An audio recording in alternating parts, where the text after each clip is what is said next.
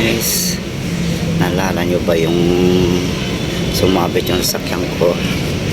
Siyempre, papagawa natin. Nandito ko sa isang shop na pagawa ng sasakyan guys. Makita ko sa inyo para siyempre kasalanan natin at tayo magbabayad.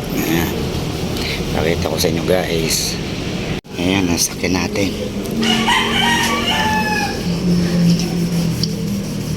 Kaya naman yung ano na maghapon. Ay, mamaya. Mamaya. Sama kasi ng pakiramdam ko eh. Tumawag pa der? Oo, sa ano diba, yung gate to gate. Tapos pinarada ko lang sa gilid.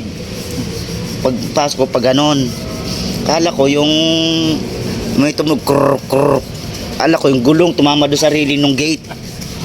Inayaan ko lang, diniretso ko pa. Krrr. Pagbaba ko, sa baba, may tama. Hiyo kay sir. Sabi ko na magbayad sir. Wasak yan. Ayan guys, repair na. Bayad na si George. Hiyo kay sir eh. Ako sir, na malit na naman sir. Yung bumper nga kinabit, ano pa nga yung sabi ko ba't wala sa align? Tapos sabi nung ano, hindi daw standard yung diniliver na bumper. Hindi yan, Taiwan yan. Oo nga, Taiwan nga daw. Kita mo naman yan. Oo nga, inano ko nga yan eh, pinipikapin ko, kinukunin ko na. Sabi ko, hindi ba maayos to? Taiwan. Hindi, pati kabila, ganun din eh. Tama yung mga sobra-sobra yung No. plastic. Dapat bumili na sila suot mask na maayos ulit. Sabi ko, grabe naman yun. Ang laki ng insurance eh. Ang laki ng binabayaran. Niyadala lang sa kasa mo pinagawa o Ano lang, shop lang, pero accredited ng insurance. yun ang problema ko kasi mababa ang magbigay ang insurance Kung sa kasa, pinestimate ko sa kasa, sa Toyota, nabot ng, sa ano pa lang, sa repair pa lang, nabot ng 208, kulang 280, wala pa yung aircon. Eh sabi nung ano, kailangan daw repairin muna bago yung aircon. Eh, paano namin malalaman yung ano ng aircon kasi ipapasok namin sa insurance. Kailan isang estimate lang. Eh sabi nung insurance, dalhin nyo sa accredited, pinasa sa amin yung mga listahan. Accredited na shop, kahit hindi sa kasa. Eh, tinuro kami sa accredited nila. May Santa Rosa.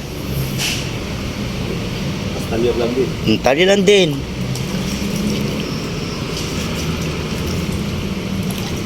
Yes. Yeah. Tinis ko kay pare. Pare, kahit ba ng isang araw na sumabit ako eh.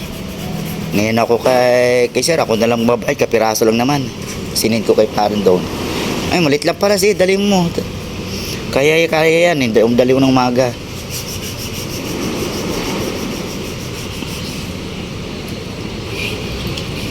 May guest kami.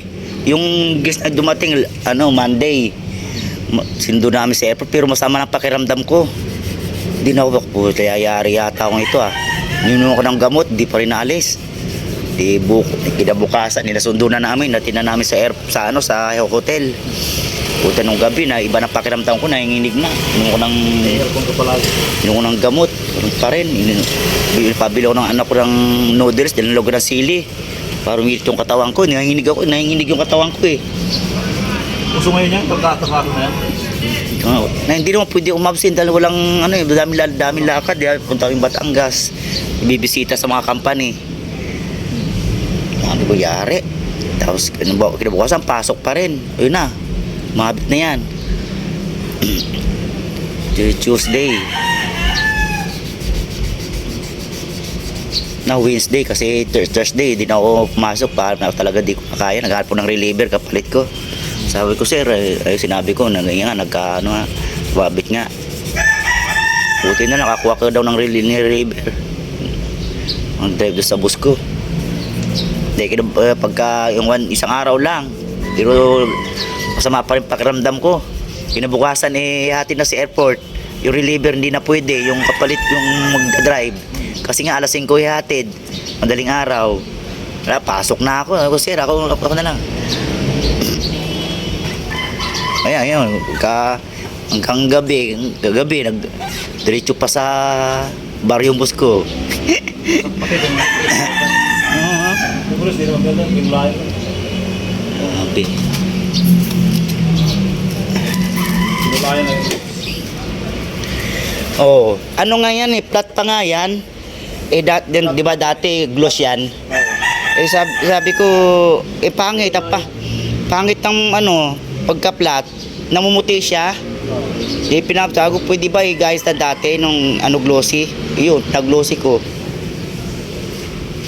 Maggaspang na tapos pagka punasan mo namumuti.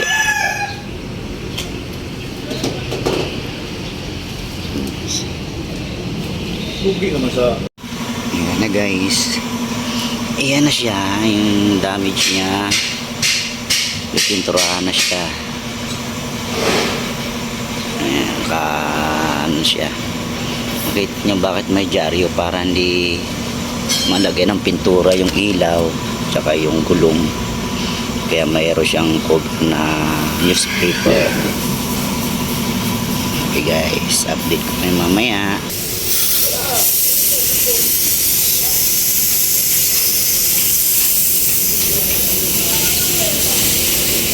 Mag-iinit siguro yung simento.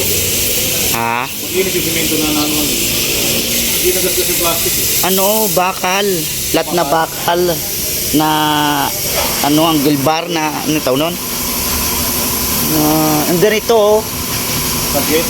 Si ganyan sa gate. Railing ng gate. Hindi nagasgas eh. Nga. Ayan na guys. Ayan na. Tapos puti white na. Di ba? Magic. Ayan. Wala na yung itim.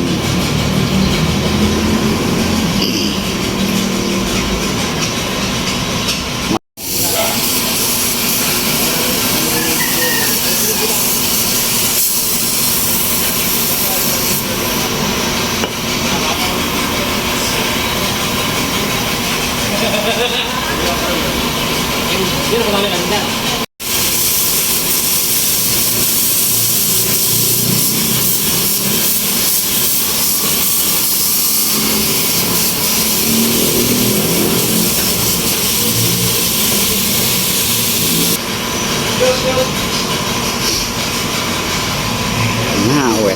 wetlock na guys.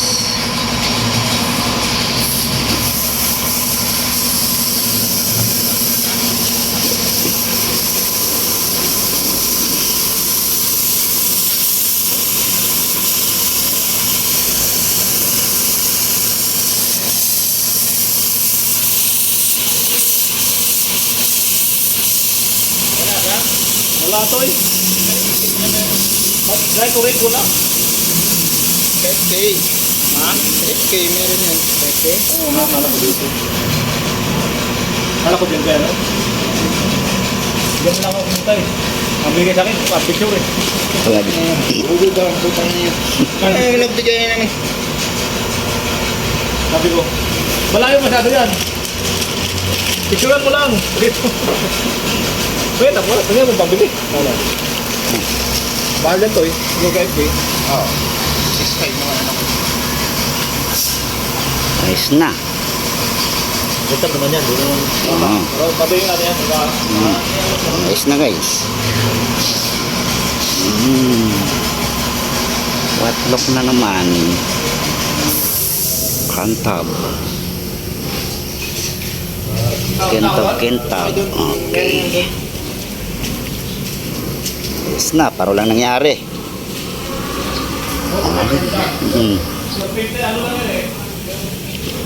Oo nga. Alright guys, magic.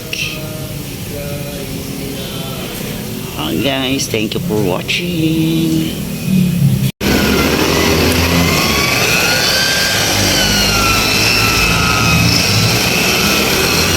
Ayan lang. Bating na polish. Wala. Okay. Ayan. Meet Tab na ayos na yan. Namamatay. Yan, lumag yata. Ayun.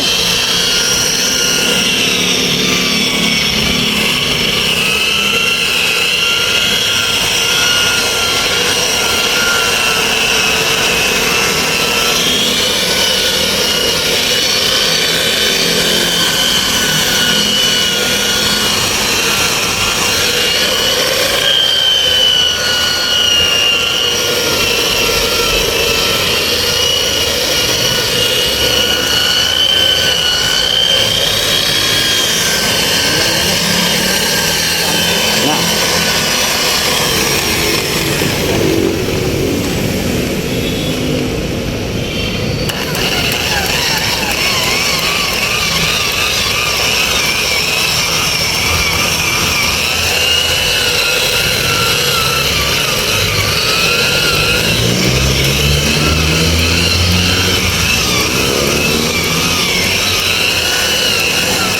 One time din mo.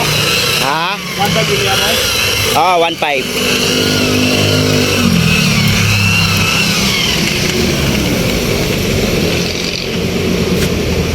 Pinasadahan ko lang ng 1.5. Kasi mawala lang yung gas tank niya. Lalim lang naman eh. Tama lang naman tasik-tasik na bato yan.